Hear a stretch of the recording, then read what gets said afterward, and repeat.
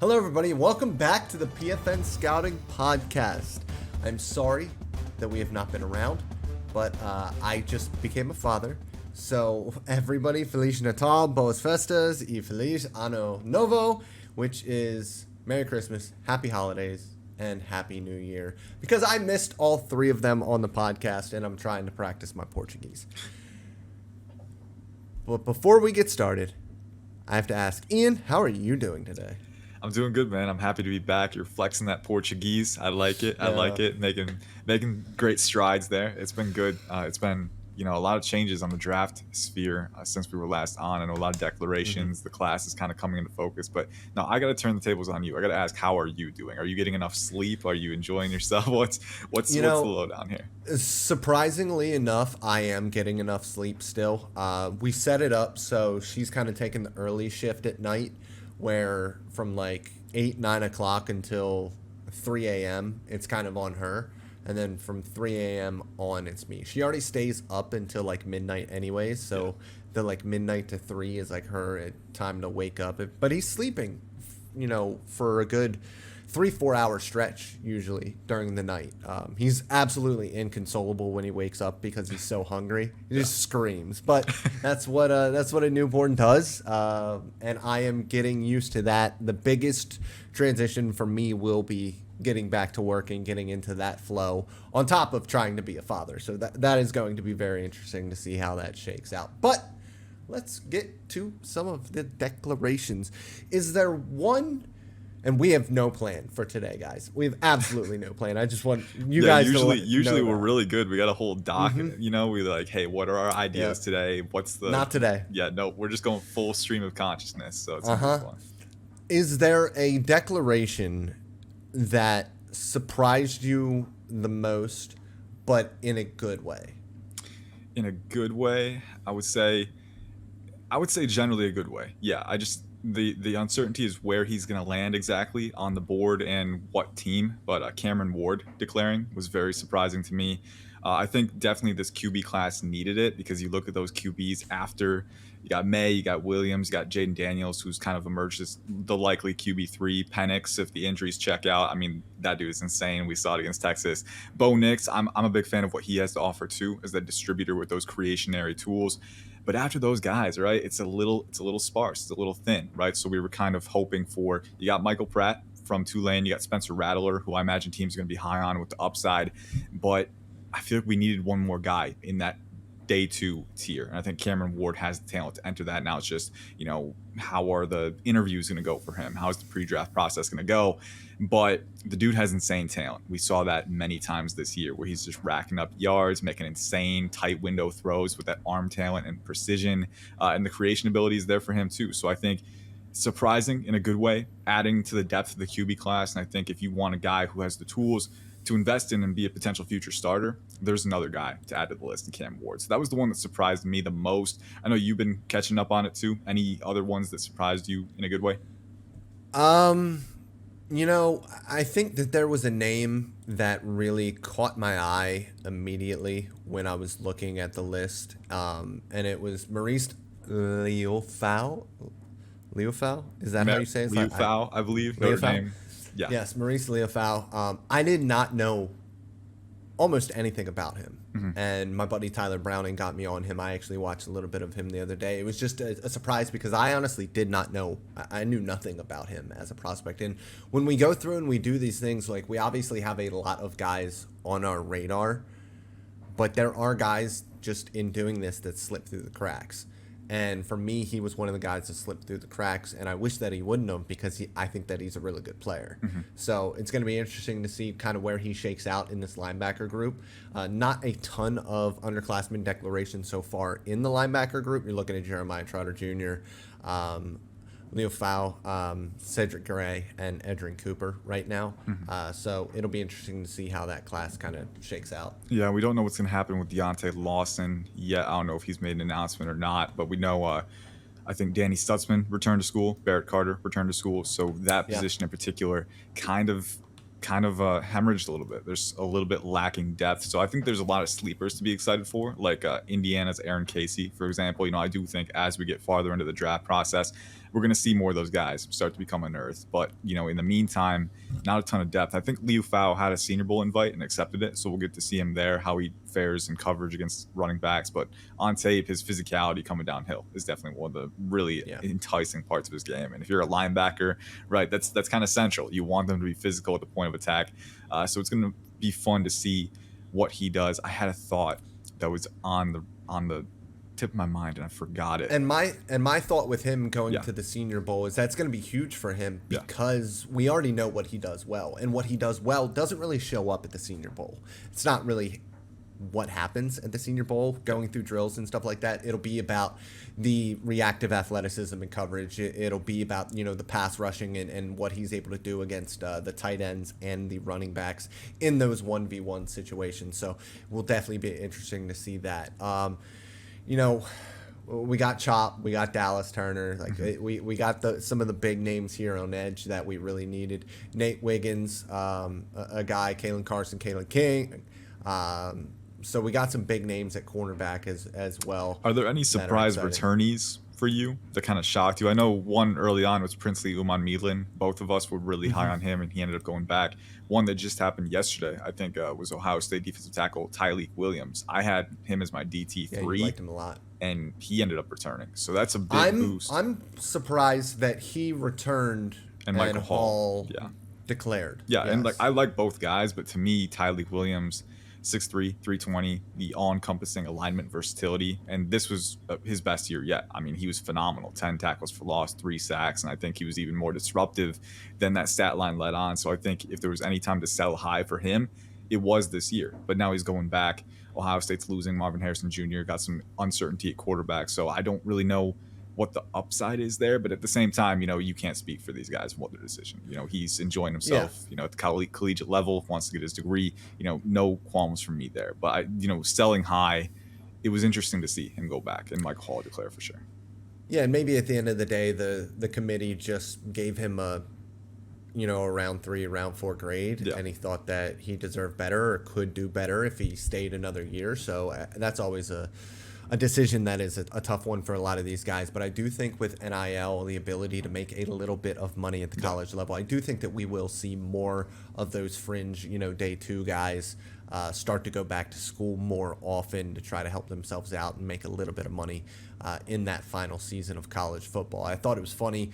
I believe they asked Dallas Turner right after the game, or was it Dallas? No, it wasn't Dallas Turner, was it? Yeah, it was. It was. They asked him if he was gonna. He was like, "Yeah, absolutely, I'm going." He's gone. And it's like, of course, we knew that he was gonna be gone, but it's fun to see, when these guys are so quick to say it and so blunt about it. Yeah, there's a level of transparency I think that's starting to get more and more, with so many different variables going into it. But sometimes if you're that talented, man, it's as simple as that. So I'm excited to see what happens with the rest of the declarations for the playoff teams, because I know there's still a lot of guys from Alabama's side that we still have to hear from. There's still, even guys non-playoff teams like Ohio State. There's quite a few prospects in flux there at the time of this recording, like Travion Henderson, right? He could be an RB1 candidate. Denzel Burke is a corner that I have graded in the round 1 range, but he said he wants to be a top 10 pick. So does he go back to try and levy that, right? So still plenty to go in terms of decisions. How'd the Texas guys go? Have we heard any declarations from Xavier Worthy? Xavier Worthy, I know, but other than that, nothing yet. Adonai Mitchell, I'm not sure if he is declared. Quinn Ewers will be another big one, I think. I think he stands to gain from returning to school, but we will see what happens there. I think the defensive tackles have both declared. Jalen Ford has declared, and he's going to the Senior Bowl, so another good linebacker. Jatavian Sanders, I think we're still hearing from him. I got to refresh. We're keeping an eye on it every day, but it moves fast. It's tough this time of year, but I have to imagine we'll see a lot of those offensive guys. I think Jonathan Brooks is another big one. He left early with an injury, but he does have a case to declare if he wanted to, because there's a lot of depth and ascending talent in that RB room. So I think Ewers and Brooks will be the big wild cards for them. But still a lot of names we need to hear from.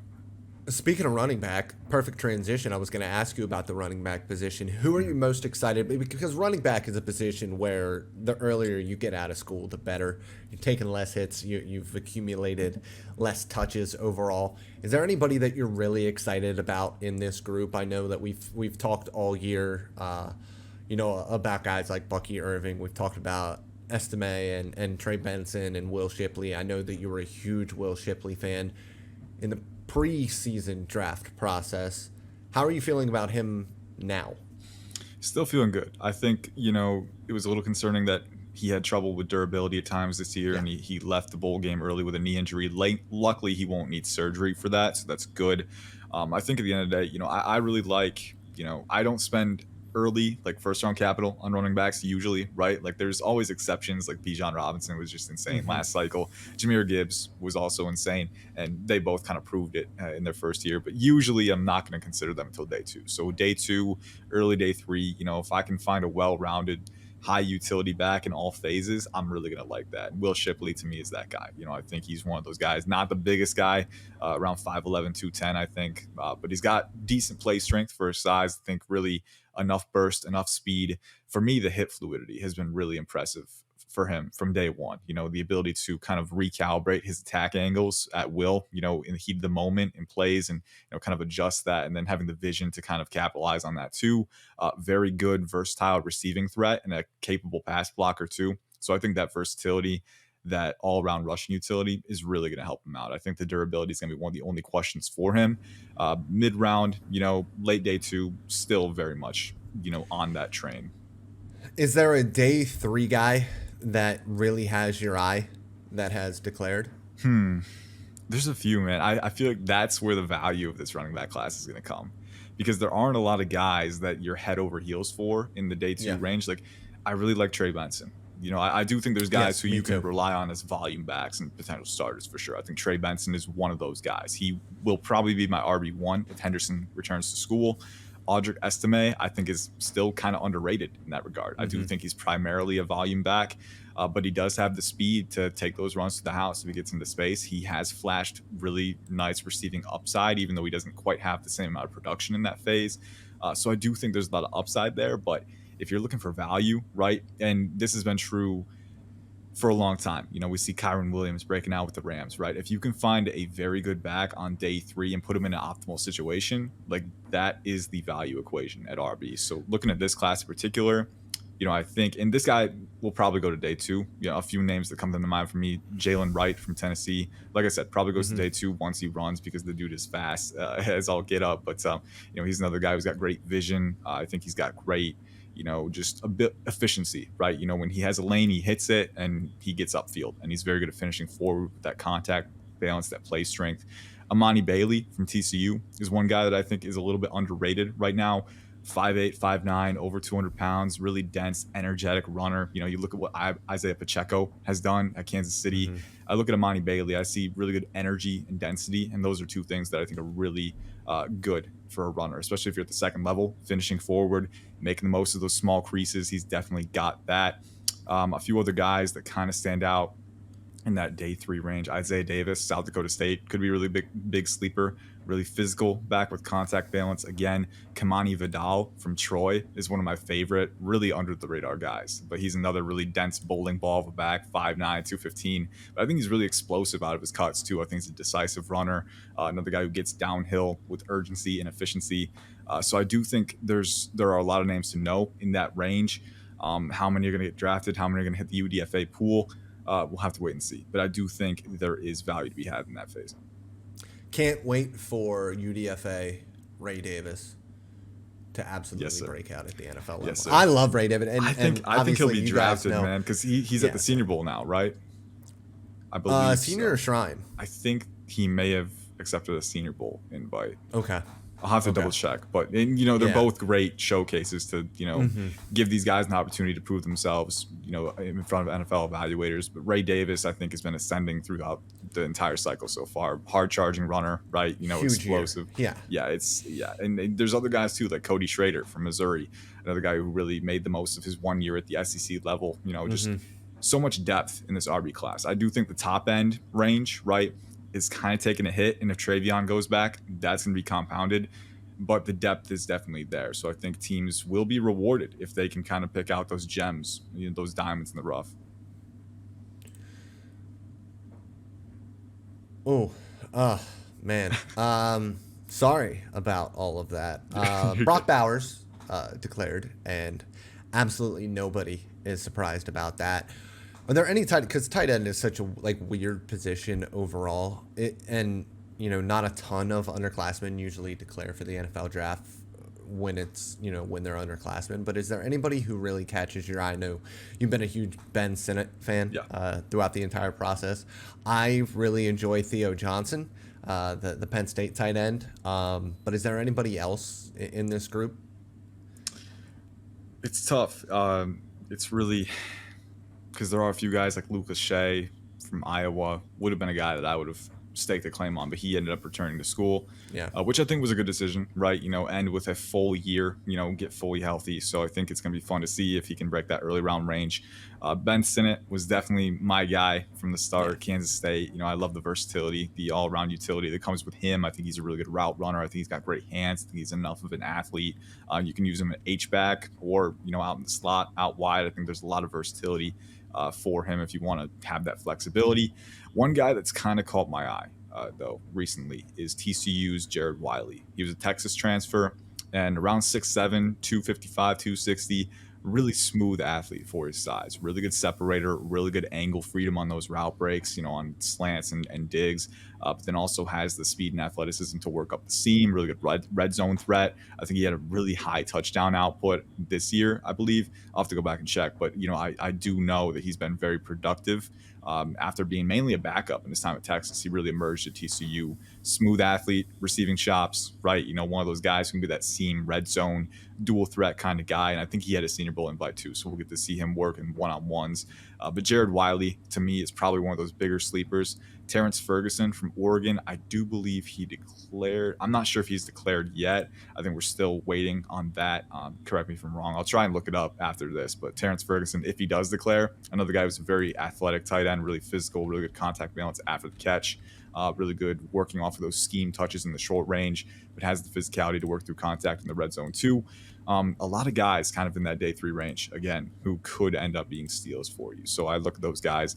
A few tight ends that kind of stand out to me. You mentioned Theo Johnson. Any others on your radar? I know Johnson had a Senior Bowl invite too. It's going to be fun to see him work in open field with his contact stuff. Yeah, I mean, the Penn State offense just overall, a little bit weird. Yeah. But no, from a tight end perspective, for me, it's all about Brock Bowers, and it's all about oh my God, I'm having a complete brain fart. Texas, Ja'Tavion Sanders. Yeah, Ja'Tavion Sanders. We talked about him literally right before the podcast. See, this is where my head is at. I say I'm getting enough sleep, but I'm obviously not, because whenever I try to multitask and do something else, my brain completely falls apart.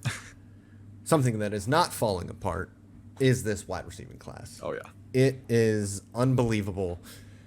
Is there anybody, because I don't think there's anybody really going back to school or has said that they're going back to school that would be surprising, right? Yeah, I don't think so. I think a few guys on that day 2 fringe, like Will Shepard from Vanderbilt, he ended up entering the transfer portal. Yeah. Who else? Torrey Horton from Colorado State was another one who, many had a top 100 grade. I know our director, Ian Valentino, was a really big fan of him as one of those, 6'2", size, speed guys, right? He ended up returning too. So there were a few within that range. We don't know what Emeka Egbuka is going to do yet, so that'll be interesting to see. As far as I know, he has not made his decision known yet. Another one of those Ohio State guys that's kind of pending right now. I know you and I were both very big fans of him in the preseason lead up. Injuries kind of marred his 2023 season, but again, I think tape evaluation has remained pretty similar to me. I do think being less than 100% kind of affected his confidence and his consistency at times this year. But I'm not going to knock him too much for that, because we have seen high-level football from him before. So I think it's just a matter of once he gets back to that 100% state, he'll be better at that. But aside from that, I think most of the decisions so far have not been surprising. I don't know if Marvin Harrison Jr. has made an official announcement, but probably going to declare. I don't think there's. I haven't seen it yet, but yeah, and it's one of those things imagine. like looking at him and him specifically, right? Like you're the son of a Hall of Famer. Everyone knows you're going to be a top 3 pick. I don't think there's any big upside to delaying your NFL transition at this point. I think, it's kind of set, right? Do what you can. Yep. We've seen other guys like I think Keon Coleman declared, Rome Odunze. I'm excited to see. I assume he will declare, once his streak is over. Brian Thomas Jr. just declared recently. Mm-hmm. You got Xavier Worthy, Lad McConkey, right? You go down the list. This wide receiver class is stacked. And I know we were talking about doing this like State of the Union thing, but Dalton, I mean, just talk to me about your feel for the wide receiver class right now, because I feel like if there's any position you take from this class and say this is the position that will define this group, I feel like wide receiver, obviously quarterback always plays pretty heavily. I don't know. Yeah. As amazing as this wide receiving class is, I look at the OT class and am just as That's true. mesmerized by it. There's probably more wide receivers, but just overall, when you look at a football field, 11 personnel, there's usually 3 on the field. And so there's more of those guys anyway. Yeah. But you're looking at with the declarations right now, you're looking at Patrick Paul, your guy Kieran from Yale. I'm not even going to try to say his last name today. I will figure it out during the process. Tyler Guyton, Joe Alt, Jordan Morgan, Olaf Fashanu, Amarius Mims. Like, there's so many unbelievable offensive tackles in this class. Like 7, 8 guys that I could legitimately see going in the first round. You have right tackles, you have left tackles, you got guys that could probably do both. Look at somebody like Graham Barton, who maybe he's an offensive tackle, maybe he's a center at the next level, maybe somebody's going to throw him at guard. Like, there's a lot of really talented blockers in this class, and so I'm really excited about the tackle position as well. But when I look at the wide receiving class, and I asked you this question about the running backs, who are the day 3 guys who you're really excited about? Like, if there's going to be 1 or 2 day 3 guys from this group that is just going to absolutely go off. And we're talking about projections, because like maybe at the end of the day, for some unknown reason, Brian Thomas Jr. goes day 3. Not expected, but anything can happen in the NFL draft. We're talking about guys who are projected late day 2, early day 3 type of guys. Yeah, and it's tough again because there were a few guys that I really liked that ended up returning or entering the transfer portal too. So I feel like we're going to see that more and more when you have guys in the middle rounds. You mentioned it earlier, guys who maybe are projected as 4th or 5th or 6th round guys, but could maybe be a round 2 or round 3 guy with another great year, with a breakout year. Yeah. So in a different situation. So we saw a little bit of that this cycle too. So I'm looking forward to seeing what comes of that. But with this group in particular, a few guys that do come to mind for me: Malik Washington from Virginia has to be one at the top of my list. Around 5'9", over 200 pounds. The dude is a bowling ball in open field, but he's also a really nuanced separator, really strong hands, really physical player. And I do think he has enough functional athleticism. That was one thing that stood out to me when he was at Northwestern, is that this is a guy who actually has legitimate explosiveness, attacking upfield, out of breaks, good speed as well. So I'm really excited to see. I think he's at the Shrine Bowl.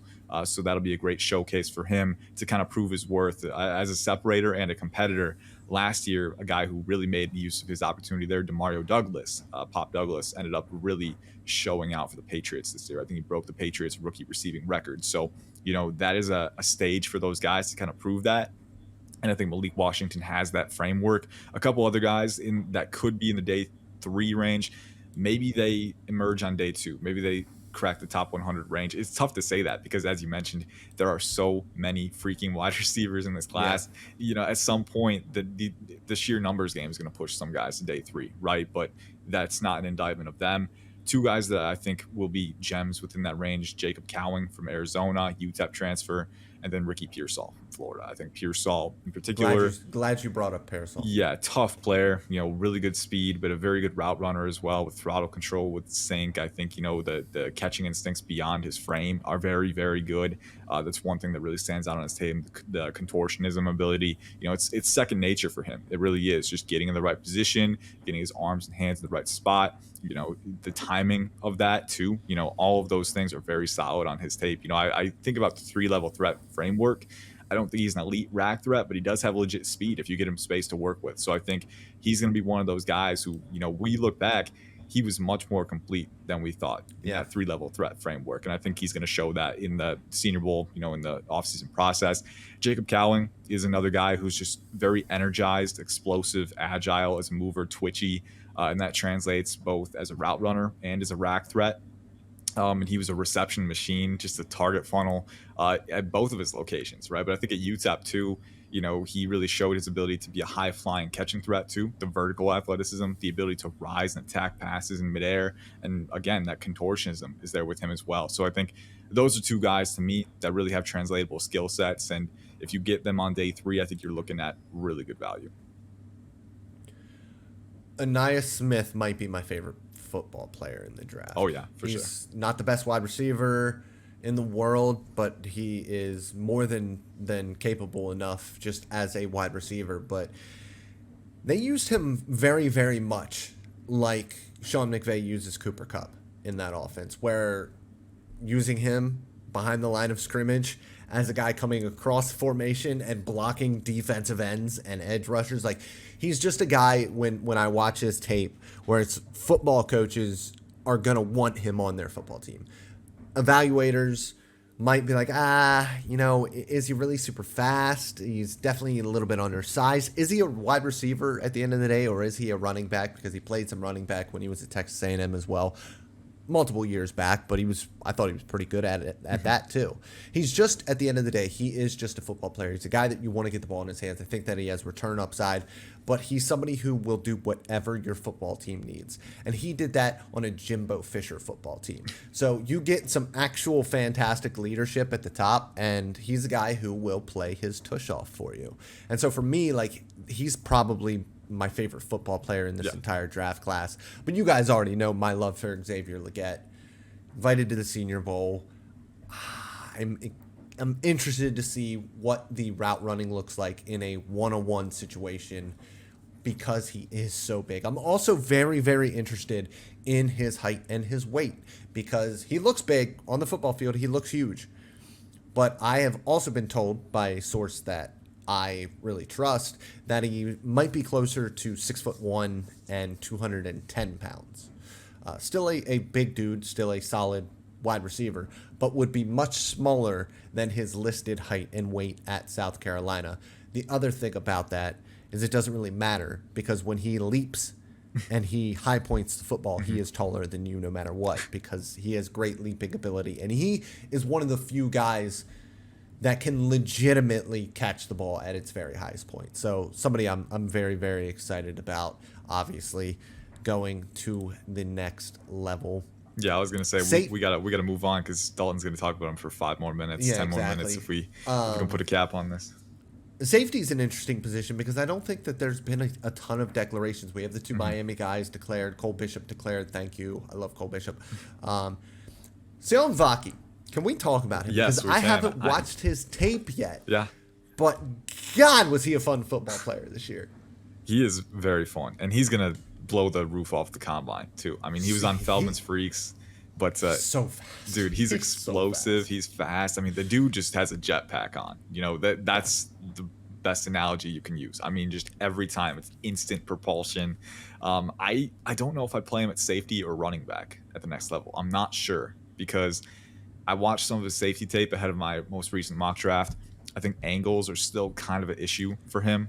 Pursuit angles, takes too narrow of angles a lot and doesn't quite have the fluidity and the elite change of direction to recover. So I think right now, a lot of times it's, see ball, attack ball, but can be a little reckless in that regard. So I think. Yeah, and I'm going to cut you off there for a second because I think that this brings up an important topic that doesn't get talked about enough when it comes to athleticism and fluidity overall. There is proactive athleticism, in my opinion, and then there is reactive athleticism. And that is the difference between a guy who can make people miss in the open field as a running back and has the, type of fluidity as a pass rusher to bend and get rush underneath the table. But as a reactive athlete, somebody like that who, is a little bit stiff and just not incredibly decisive in their movements when they have to react. When you are able to be proactive and you're able to cut off of guys on the offensive side of the ball, it's a completely different type of movement than on defense. And the other way to look at this is guys who are really, really shifty with the ball in their hands as wide receivers, and it doesn't translate over to their route running ability. It's a completely different skill set, even though you don't think that it should be. And when you talk about that, when you brought that up with Sion on the defensive side of the ball, I could see people being like, well, if he's not really fluid, is he going to be able to make guys miss on the other side? And I wanted to bring up that it's a completely different athletic skill set, in my opinion. No, you're absolutely. I'm glad you brought that up because it's one of those things you internalize it, but you don't always think about it as an evaluator. But and this is one thing that I thought about earlier in the cycle too. And I try to assign basic functions for each position, right? You were usually creating something at any position, right? Offensive line, creating displacement, right? Protecting your quarterback. Running back, creating different angles and things like that, creating yards after contact in an open space, right? You are creating or providing something, or you're protecting, defending something, right? So it's usually one of those two things. And Sion Vaki is really unique because in both of his roles, he's kind of showing each different thing, right? As a safety, you're kind of reacting to what's in front of you, and you've got to recalibrate, you've got to adjust, you've got to recover. Running back, you have a little more authority dictating what's happening in front of you, right? And kind of going off of that, right? Because those defenders are reacting to you. So you can draw them into an optimal look and then capitalize on that, right? You have a little more control, and it's really fun to see because he didn't play running back every game this year. He didn't have a ton of volume there, but the tape that he showed, I thought was really impressive. I think, I do think the ability to control the field is there a little bit more with him at running back. And, obviously that speed to get upfield, like once he does have a lane, is very impressive. He showed receiving chops in a small sample. I really think the upside is very alluring there. So he was a surprise declare, a fun declare. And I think just wherever he plays, there's going to be a lot of upside. But me personally, I'm leaning running back, but I could also see a team play him maybe as a hybrid slot defender at safety, right? Because he is so explosive and so physical too. He does take on blocks. He does make tackles. He does make plays behind the line of scrimmage, and you'd like to see that. So, he's an interesting boon to the safety class. One thing that I wanted to talk about too, how many nickels are in this class? How many nickels? So many. There are so many nickel defenders. Just thinking about Mike Sainristil, Jedi Barron, I can't. Thomas Harper from Notre Dame, and those are some of the sleepers. Like, I'm not even talking about the actual guys at the top too. Like, it's insane how many guys there are. Dadrian Taylor Demerson from Texas Tech, Tyke Smith from Georgia, Javon Bullard also from Georgia. That's kind of the new safety position, anyways, is that nickel player. Mm-hmm. It's a really interesting evolution of college and NFL defenses too. It's going to be a fun draft class. I think that it's a super talented class overall. I think that there are obviously its weaknesses, and we're going to have to see the rest of the guys who end up declaring or not declaring. And on that topic, I think we should spend the last 10 minutes or so here maybe discussing the national championship game and possibly the prospects that are going to be in that game. Yeah. And the piece that a certain person at Pro Football Network or at College Football Network, this is actually for Pro Football Network though, just put out a piece on all the prospects in the national championship game. Would you happen to know who that person is? Oh, was that me? Oh, shoot. That flew over my head. I was like, who's he talking about here? You didn't even know? It just published 3 hours ago. I gotta read this. What's this talking about? Yes. Yeah, no, that was me. Oh, shoot. No, it was literally you. Wow. See, this is how much work Ian does. He forgets about the work that he does hours after doing it. No, listen, we know the big ones. Michael Penix and J.J. McCarthy. I think J.J. goes back. I don't think. My stance has always been, if he wins the championship, probably declare. Because you don't have anything else to play for. You won the Big Ten title. You won, and again, I can't speak for any of these guys, right? I think there's equal merit to going back, but you won the Big Ten title. You beat Ohio State multiple times, and you won the championship. I think you check every team achievement box. That the only reason to go back is maybe you don't get high grades or as high grades as you thought you would, right? I think at this point he's probably not QB3. Michael Penix medicals, I would have Penix over McCarthy from a pure film perspective, probably. But, McCarthy is still very talented. He still had really high level flashes of anticipation, tight window, kind of vision and things like that, pocket management. So I do think there's merit to him going round one. It's just, are you at your absolute peak, right? So that's the only argument for him to go back. If he wins the title, if he loses the title, I think it's a little easier for him to say, hey, let's run it back. Let's try and get it next time. But, it's going to be a really fun QB duel in this one because Michael Penix, man, 430 yards, 2 touchdowns, just tore apart Texas. A very good Texas defense, I might add. You got that defensive line. They were wreaking havoc. The front end of that Texas defense is really good. The defensive backfield has some talent, man, but it's just tough to go against that Washington trio. It's just and the thing is, Texas always has the talent. It's the ability to showcase that talent and be a cohesive unit. Their defenses have always kind of reminded me of the Browns pre-Jim Schwartz, where it was just a bunch of really talented individuals on the back end specifically. That defensive line is unbelievable. It just is. But is there one guy in this game that you're really excited to watch for a specific matchup? Oh, man, a specific matchup. Now you're talking my language here. I love how different contests pit guys against different players, right? I think that's, and that goes without saying, right? It's one of those things we just kind of always think about. But this one in particular, to me, God, there's so many. I think the one that stands out to me, the one at the very front of my mind right now, is probably Rome Odunze going up against Will Johnson, Michigan corner, who's probably going to be a 2025 CB1 candidate, 6'2", 200. Johnson was locked down this past week against Alabama. He's explosive. He's very fluid. We saw against Marvin Harrison Jr. that early pick he had in that Ohio State game. Really great break on the ball, really good route vision and identification and reaction to stimulus, coming downhill, making the play on the football.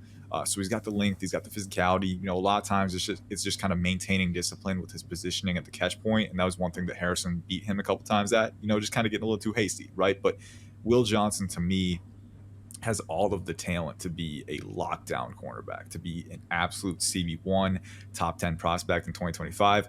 And on the other side, you got Rome Odunze, who is 6'3", 215 pounds, insanely fluid for his size, very explosive, easy speed that you don't always think about it because he just generates speed so effortlessly. It's not that explosive rocket fuel that Xavier Legette has, right? Where you can see. And that's something like a lot of people, when they watch him, they are maybe not concerned about the speed, but they just don't really see it all that often. For me, it kind of goes back to on the other side of the ball with Patrick Surtain, where people question Patrick Surtain's long speed. He ends up going and running at a 4.4, and he's like incredible, or 4.3 something, and he's just incredibly fast at 200 pounds. And it's just the ease of movement, never being out of position. The positional leverage was always perfect with him as well, and so he never really had to push himself all that much. When you look at Roma Duns, I really see somebody who late separation vertically is huge for him, and it's that ability to turn on the jets when he absolutely has to. And we know for a fact, even if we don't see it on the field down in and down out, we know for a fact that he runs like a 4.35. Like, we know what he is going to run. He's going to be a freak. And so you don't count it twice, obviously. But if you thought that he didn't have the speed for whatever reason when you evaluated him, and he doesn't show it a ton, you have to sit back and think he consistently wins down the field all of the time. So there has to be something there other than just being 6'3", because just being 6'3" doesn't do it for you. And it's not just the speed and size too. It's the you mentioned late separation, the late hands, the instincts, the patience, right? I think the patience might be not the most underrated part of his game, because people do talk about it, but I think we need to talk about it more because it is incredible. You put yourself in his shoes, you're tightly covered down the field, right? You got a pass coming towards you, natural instinct and like natural, just kind of, muscle memory reaction, just that, what's the word I'm looking for?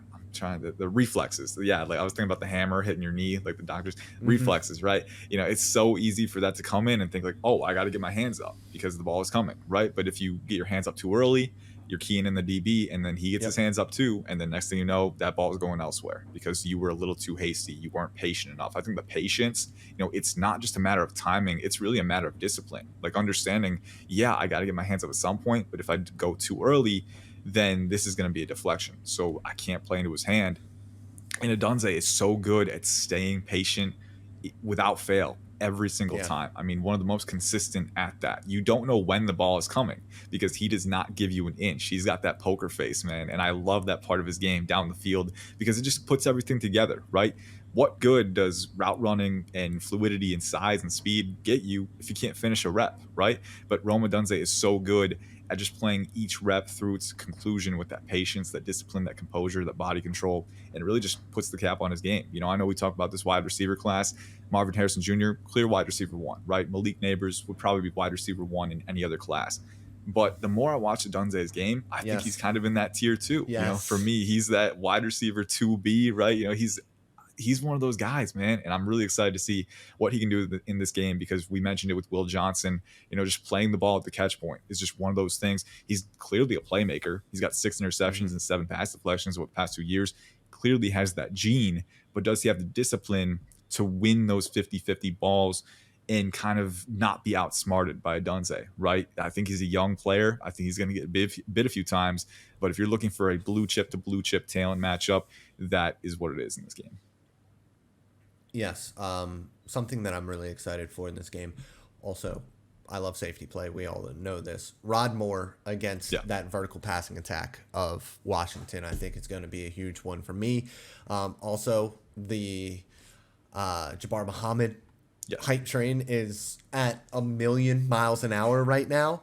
Seeing him up against Roman Wilson, and I don't know how often we will get that matchup because they do a lot of fun stuff with Roman Wilson in alignment.